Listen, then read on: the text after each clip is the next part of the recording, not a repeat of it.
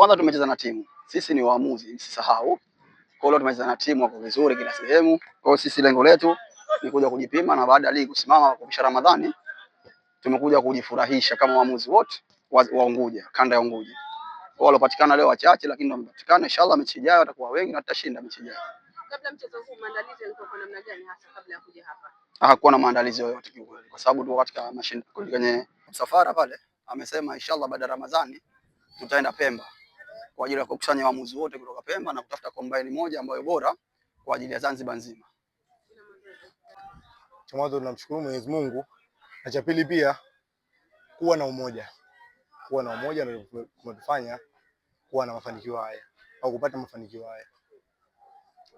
Kipindi cha kwanza kilionekana kigumu zaidi.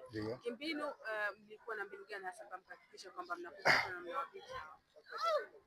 Kipindi cha kwanza tulikuwa na mbinu ngumu zaidi kwa sababu tulikuja kwanza na mfumo wa kuangalia jinsi ya uchezaji wao, na tulivyoangalia jinsi ya uchezaji wao ndipo tukapata matokeo yale pale.